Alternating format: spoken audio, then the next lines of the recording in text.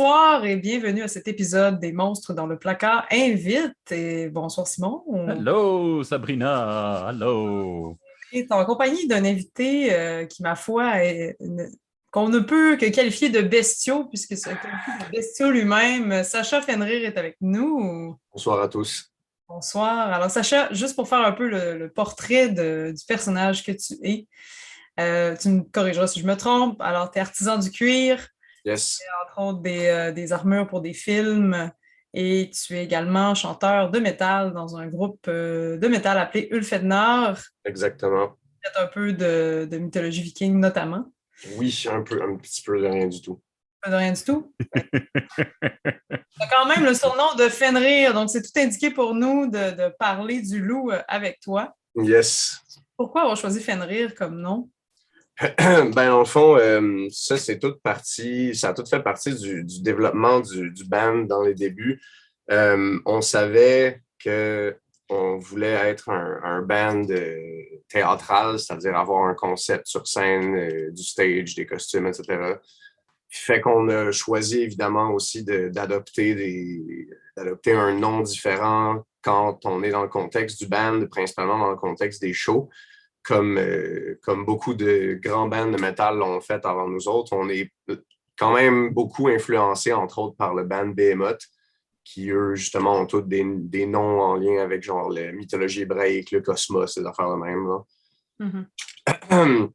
Fait qu'on avait soulevé au début, on avait soulevé l'idée de peut-être directement adopter des noms, genre, de différentes divinités nordiques, puis finalement, on a décidé plutôt de directement aller dans l'aspect loup du bazar. Après avoir choisi le nom de Ulfednar, on a décidé d'aller à 100 000 % dans le concept du loup. Donc, chacun des membres du band allait adopter le nom d'une figure mythique norse qui était toute basée sur des loups. Fait que, au début, on avait donc moi qui était Fenrir, on avait Ati, notre guitariste, et Freki, l'autre guitariste, avec Skull, qui était notre premier drummer. Puis notre premier drummer, éventuellement, a quitté le band et on l'a remplacé donc par notre deuxième drummer qui s'appelle Gary et mon bassiste qui s'appelle Warg. OK. Wow. Moi, je suis vraiment intéressé. Premièrement, parce que vous avez choisi le nom Ulfednar dans cette chose. Pourquoi ce nom-là en particulier? Parce que c'est un nom qui a énormément d'histoire puis qui a énormément de lore derrière. C'est un nom qui est très, très riche. Puis c'est aussi, tu sais, ça a une très belle sonorité. C'est un mot qui roule très bien. On s'est dit que ça ferait un très bon nom pour un band de métal. Puis en plus, c'est un mot en 3 syllabes. Puis typiquement, quand tu as un nom de band en 3 syllabes, ben, ça se crie mieux dans un public. Ulfednar. Wow! D'une très bonne raison. Et ben voilà. Je veux préciser, avant qu'on embarque à fond dans le sujet du Yes. loup, du garou, notre émission qu'on a enregistrée sur les loups-garous, c'est l'émission la plus populaire qu'on a jamais faite. Sabrina, je ne sais pas si tu avais regardé les stats, mais elle est plus populaire à elle seule que toutes les autres émissions qu'on a faites. Il y a clairement quelque chose dans l'univers du loup-garou ou parce que ce n'est pas nécessairement du garou dont on va parler ici, mais de l'homme-loup Yes. qui vient rejoindre la psyché humaine encore aujourd'hui. En tant comme loup toi-même, qu'est-ce qui se passe? Pourquoi ça vient nous toucher à ce point-là? Ben, parce que le loup, c'est la peur du loup avec la peur du noir et la peur de la mort, c'est probablement les trucs les plus inhérents, les plus genre profonds dans le subconscient humain. Parce que que si tu réduis l'homme à l'état genre d'animal, ben c'est les seuls 3 trucs que l'homme va craindre, c'est l'obscurité, la mort puis le loup, parce que genre le loup, c'est dans les seuls trucs qui peut vraiment quand même bien te réduire en morceaux s'il est down. En général, ils sont pas down, mais s'il est down, il est down puis il va comme qui va ne faire de toi qu'un petit tas de chair sanguinolent sur le sol. Fait que c'est ça. Puis, tu sais, sure enough, là, moi, spécifiquement, aujourd'hui, je suis là pour vous parler du mythe norse du Ulfhedin / des Ulfhednar, mais le mythe de l'homme-loup a toujours été partout, chez les peuples autochtones d'Amérique. Il y a le Wendigo, des trucs comme ça. Il y en a eu partout, dans les différentes cultures européennes, en Asie. Partout dans le monde, il y a des trucs à propos de créatures mi-humaines, mi-loups, parce que justement, c'est un concept qui vient taper dans cette peur inhérente dont je parlais tantôt. C'est un truc très, très deep dont tu peux pas t'échapper, tu sais. Ouais, d'où la fameuse expression aussi que l'homme est un loup pour l'homme. Je crois que c'est un peu... je pense que ça incarne un peu toute la force d'un humain, mais aussi tout ce qui peut être sauvage et incompréhensible. Exact. Du côté humain aussi. Alors, tu disais que tu venais nous parler aujourd'hui spécifiquement de la version nordique de ça. Qu'est-ce qui caractérise, premièrement, cette version-là par rapport aux varis qu'on connaît, aux varivulfs, aux garous européens? Ce qui, en fait, la distingue des autres, c'est que c'est probablement dans les plus anciennes. Mis à part le mythe amérindien du Wendigo, tous les mythes de loup-garou, genre modernes, qui ont survécu jusqu'à aujourd'hui, sont quelque part toutes inspirées à la toute base du mythe d'Ulfhednar, parce que ce mythe-là était juste simplement beaucoup plus ancien. Ça a été détaillé, ça a été décrit avec précision à travers les sagas nordiques qui ont été écrites des centaines d'années après la fin de ce qu'on connaît maintenant comme l'ère viking. Mais le mythe en tant que tel est encore plus ancien et encore plus vieux, et c'est pour ça qu'il y a tellement de lore derrière. C'est parce qu'avant même que tout soit écrit, la culture norse, c'était principalement une culture orale. Il y avait très peu d'écriture, actually. Fait que c'est pour ça, donc moi, c'est ça qui distingue à mes yeux ce mythe-là précisément du reste de ce qu'on appelle le mythe du loup-garou en Europe. C'est parce que c'est définitivement probablement le plus ancien qu'on a, en fait. Mm-hmm. Puis en termes probablement, définitivement le plus ancien qu'on a. Puis en termes de caractéristiques, on pense souvent au loup-garou en tant qu'une personne qui est affligée. C'est une malédiction, c'est pas quelque chose qui a été choisi. Yes. Mais je sais que dans certaines versions, et je pense la version nordique, mais là, ça va être toi le spécialiste, c'est un choix qui se prend. C'est quelqu'un qui décide. Qu'est-ce qui se passe avec le Ulfhednar dans cette... mythologiquement parlant, c'est ça qui est en fait délicieux à propos de cette histoire, c'est qu'il y a l'aspect mythologique, il y a l'aspect réel, historique qu'on sait. Fait que donc, à la toute base, mythologiquement parlant, oui, c'est vraiment plus en fait, c'est moins un choix, c'est plus une bénédiction. C'est que mythologiquement, genre parlant, le Ulfhednar était... d'ailleurs, c'est Ulfhedin au singulier, Ulfhednar, c'est au pluriel. Oh, pardon. Il n'y a pas de stress, c'est pas nécessairement une info très répandue non plus. Non, mais il y a probablement du public en Norvège qui doit être en train de s'arracher. Qu'est-ce que vous dites? Alors oui, à la base, c'est le Ulfhednar comme figure mythologique est un guerrier qui a la capacité de se transformer en loup parce qu'il est choisi par Odin et donc béni par Odin parce que justement, les Ulfhednar sont très, très associés au dieu Odin dans tout leur mythe, entre autres parce que ils ont comme...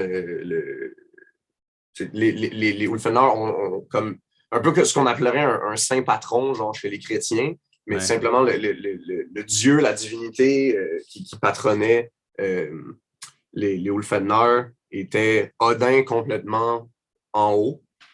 Et, le Big Boss, c'est quand même pas rien. Oui, en effet. Et accessoirement, les deux loups qui, selon le mythe norse, justement, font tourner la lune et le soleil, qui sont appelés Ati et Skoll, qui sont justement les fils de Fenrir. On en apprend tous les jours. Fait que, voilà, fait que c'est comme tu dis, justement, donc tu avais en effet raison, c'est moins, dans le mythe norse ou le Fenrir, c'est moins une question d'être affligé par un mal, et vraiment plus une question d'avoir ce genre de cadeau de la part de Odin, de pouvoir être un guerrier encore plus fierce sur le champ de bataille, parce que justement, tu peux te transformer en un des animaux les plus puissants qui existent. C'est quand même un don, mais ce que j'avais lu, puis là tu me corrigeras, j'ai aucune idée si c'est ça, mais que ces guerriers-là portaient des peaux de loup, mais n'avaient pas d'armure à proprement parler. Ben ça, c'est justement le côté historique réel du bordel. Fait que, parce que oui, il y a beaucoup, il y a beaucoup de gens qui vont entendre les affaires de Wulfadner, de Guerrier Loup, tout ça, puis ils vont dire, ah ouais, genre, c'est une cool légende. Le truc qui est fou raide derrière, c'est qu'il y a vraiment des traces historiques de Wulfadner qui sont nommées, qui sont décrits, et ça amène tout d'un coup quelque chose que tu vois comme étant mythique et impossible dans genre le réel de notre histoire. Puis ça, je trouve ça vraiment dope. Fait que justement, la description qu'on connaît maintenant de guerriers qui se battent avec des peaux de loup sur le dos sans armure, ça, justement, c'est les réelles descriptions qui ont été faites de guerriers Ulfheimdar dans les sagas nordiques, comme j'expliquais tantôt, qui ont été écrites beaucoup plus tard. Mais c'est les seules traces écrites, ou presque, qui nous restent de ces siècles-là. C'est justement les sagas que quelqu'un a fini par prendre la décision de retranscrire ces trucs-là qui étaient transmis par tradition orale depuis des centaines et des centaines d'années. Alors, en effet, dans les sagas nordiques, il a été décrit à plusieurs reprises dans certains poèmes que tu avais des rois et des chefs de guerre qui étaient accompagnés donc de troupes d'élite qui étaient composées de guerriers qui se battaient soit en chest, soit genre pas de bouclier, mais qui avaient la distinction de porter des fourrures de loup sur le dos. Le nom Ulfedin / Ulfennar, d'ailleurs, ça se traduit de manière un peu bâtarde à peau de loup ou pelisse de loup, là. Mm-hmm. Tout comme le mot Berserker, exactement, qui est traduit du norvégien, ça veut dire plus ou moins la même affaire, peau d'ours, manteau d'ours, whatever. Et fait que c'est de là que le nom est venu. C'est une figure mythologique à la base, mais le nom de Ulfheimdar vient de là, vient du peau de loup qui était porté sur le champ de bataille, etc., etc. Et là où est-ce que l'aspect historique et l'aspect mythologique peuvent se rejoindre un petit peu, c'est que IRL, les guerriers Ulfheimdar et les berserkers avaient la réputation d'être des guerriers chamaniques, donc qui avaient réellement un pouvoir surnaturel derrière leur aspect à combattre, etc., ni sans craindre ni la douleur, ni la mort, comme l'histoire, par exemple, du berserker à Stanford Bridge, qui aurait été seul à tenir le pont pendant, genre, on ne sait plus combien de temps à tuer des dizaines de soldats ennemis en évitant les flèches ou bien en prenant les flèches puis en ne réagissant juste pas. C'est là où est-ce que l'histoire et le mythe genre, viennent comme se rejoindre à un seul point, puis les Ulfheimdar, c'est la même chose. J'ai l'impression qu'il y a beaucoup de ça dans, pas juste dans l'histoire viking, mais je dirais dans la mentalité viking, de faire que le mythe n'est pas quelque chose qui est lointain sur le top d'une montagne, il est avec toi sur le champ de bataille, puis il se passe en même temps que tu es là. Exact. Bien sûr, il y a la série là, qui passait à la TV où il mettait vraiment l'emphase sur cet aspect-là, mais j'ai l'impression que vraiment, dans l'histoire, le point de vue viking avait tendance à mêler justement la narrative mythologique avec ce qui se passe pour vrai. Moi, j'ai une certaine admiration pour ça, je dois dire. C'est sans peur et avec honneur tout le temps. C'est quand même un peu fou quand tu y penses de dire hey, je m'en vais sur un champ de bataille, pas de juste ma peau de loup, puis j'ai peur de rien, j'ai pas peur de mourir. En fait, je me demande si ça n'avait pas un effet intimidant pour l'ennemi carrément. Là. Absolument, ben oui, oui. Genre, dans les premiers écrits qu'on trouve qui parlent de Vikings dans l'histoire, c'était majoritairement des trucs qui avaient été laissés par des monastères ou des scribes de palais, mettons, genre qui voyaient arriver l'attaque ou même qui ont assisté genre à des attaques au complet, genre pour ensuite en raconter les faits, tu sais. Puis oui, genre, t'as complètement 100% raison. Tu sais, l'un des trucs qui est mentionné souvent, c'est cet aspect, on dirait, inhumain de juste charger dans la bataille sans la moindre crainte parce que tu sais, justement, sans peur et avec honneur, etc. Mais ce que tu disais tantôt par rapport au fait que tu trouvais que ça faisait genre partie beaucoup de la culture viking qui était genre très proche de leur mythologie puis que c'était pas quelque chose de lointain. Mm-hmm. T'as 100% raison. Parce que pour eux, nous, on voit ça maintenant, puis ah oui, c'est des mythes, puis c'est genre, etc. On voit ça on voit ça à travers un peu à travers la lunette de comme ah oui, c'est un mythe. Mais c'est parce que dans cette culture et pendant ces époques-là, à leurs yeux, c'est tout bien réel et bien proche d'eux parce qu'en tant qu'humain, on n'est qu'une partie de l'existence, puis on vit sur seulement un royaume parmi tant d'autres, mais on sait qu'on est connecté à tous ces autres royaumes-là, puis à toutes les autres facettes de l'existence. Fait qu'il y avait une vraie... L'aspect spirituel dans la culture nord, c'était très, très présent dans la vie de tous les jours parce que c'est quelque chose avec lequel... J'aime pas utiliser le terme avec lequel tu avais besoin de pallier parce que c'est pas genre négatif, mais tu composais avec ça. C'est ça, exact. Tu composes et tu deals constamment avec le fait que tout autour de toi, il y a un monde au complet que tu ne vois pas, mais qui est là. Fait que, par exemple, laisser de la nourriture sur le bord de la propriété pour empêcher genre, ta maison d'être attaquée par des trolls, mettons, genre, des trucs comme ça.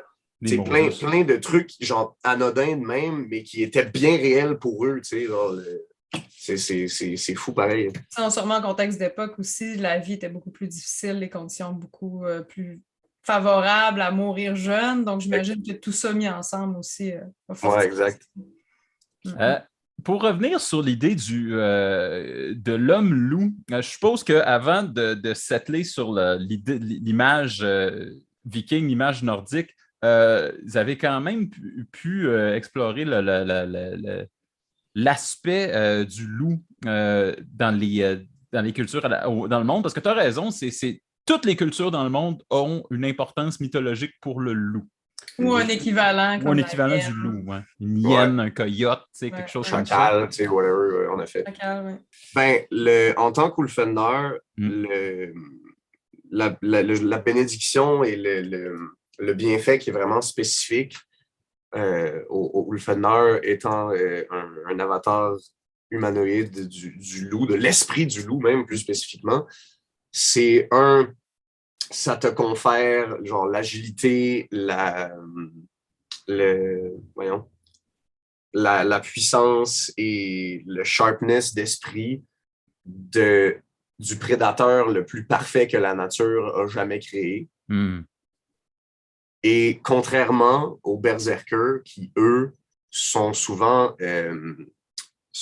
plus solitaires parce que l'ours est un animal, l'ours n'est pas un animal de meute, pas un animal de communauté. T'sais, le berserker va souvent être un guerrier solitaire qui fait juste tout dérancher sur son passage. Puis de temps en temps, tu vas en avoir un, mettons, au milieu d'une armée ou tout le monde l'évite. Mais c'est ça, mais tu sais, tout le monde... Mais c'est sûr que tout le monde va t'éviter aussi, c'est un Ulfener. Le problème pour eux, c'est que c'est un autre avantage qui vient avec le guerrier loup par rapport aux autres. C'est la rapidité, la puissance et l'aspect absolument sans pitié.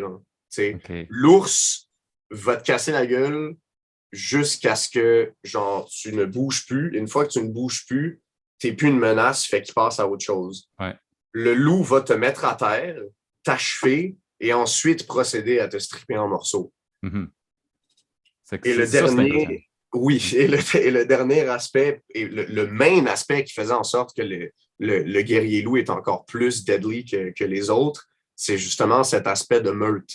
Tu fais pas face à juste un monstre sanguinaire armé jusqu'aux dents, tu fais face à genre 15 ou 20 ou 50. Genre, tu sais, l'ours va passer, il va laisser genre beaucoup de personnes, genre, de briser, éventrer sur son chemin. Mais une meute de Ulfhendar qui passe laisse rien derrière. Zéro. Que dalle. C'est fini, genre. Wow. Et peut-être un petit peu indiscret, mais ça se manifeste comment dans votre musique?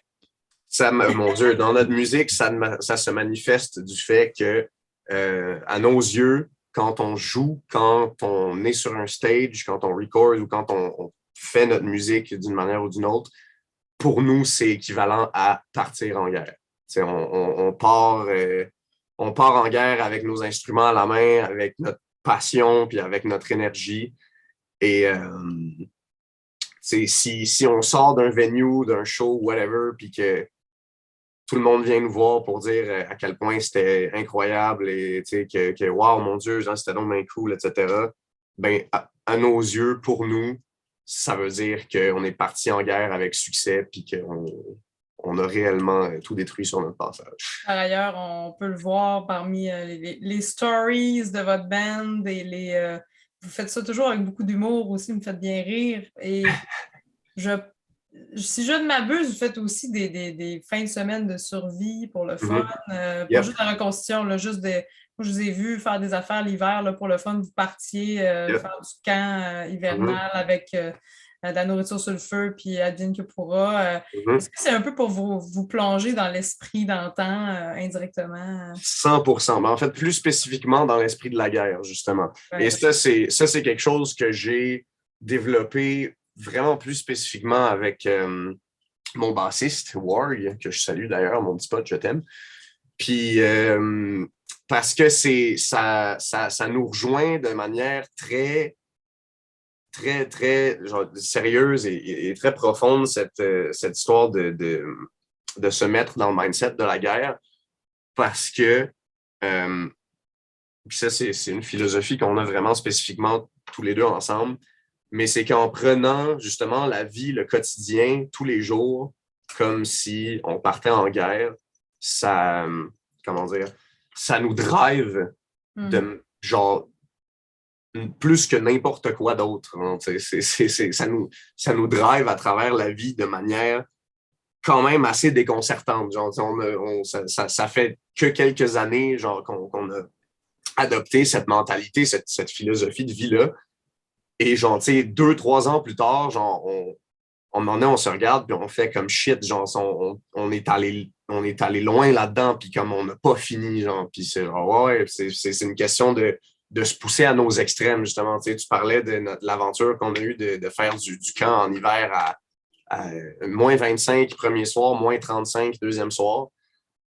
Purement pour le plaisir, entre plaisir puis pour justement se pousser à nos extrêmes et pousser le corps et l'esprit à des extrêmes de même. Tout ça fait partie de notre philosophie de guerre qui fait partie de notre philosophie de band. Fait que c'est une réponse très longue et très large à la question qui était comment ça se manifeste dans notre vie de band, etc.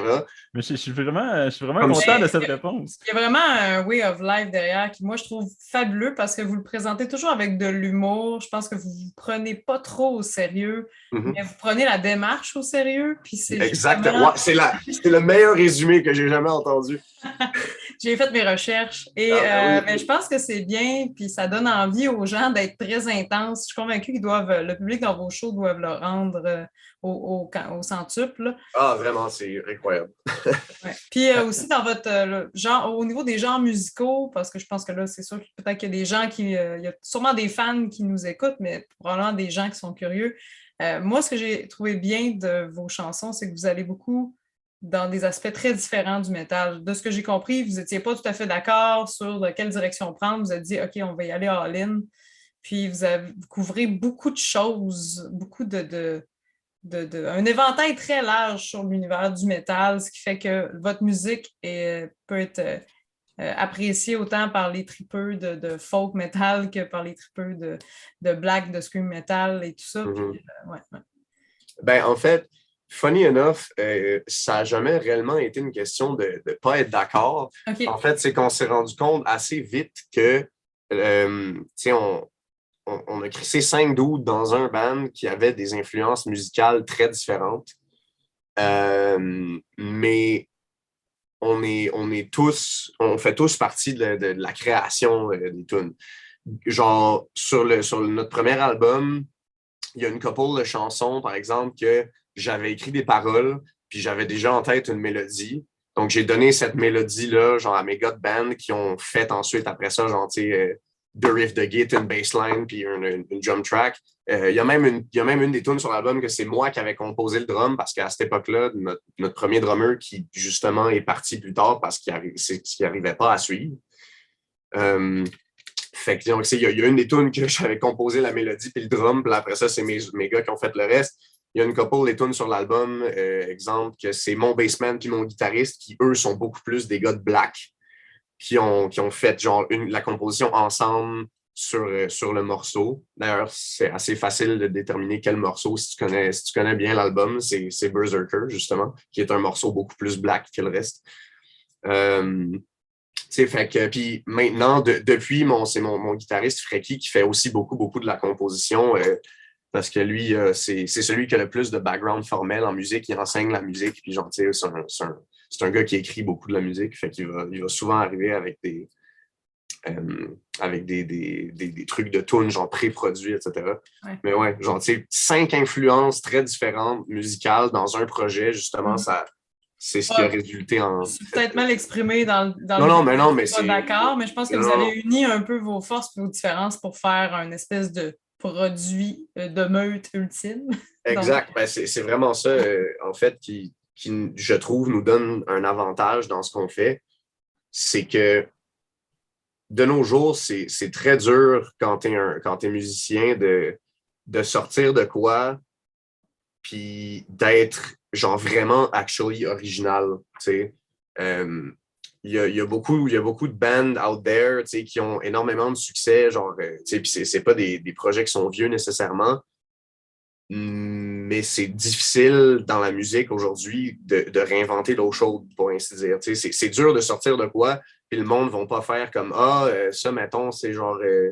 comme tel band. C'est comme tel band ou comme tel autre projet ou comme ci ou comme ça, au lieu de juste écouter le produit puis le prendre pour ce que c'est, tu sais.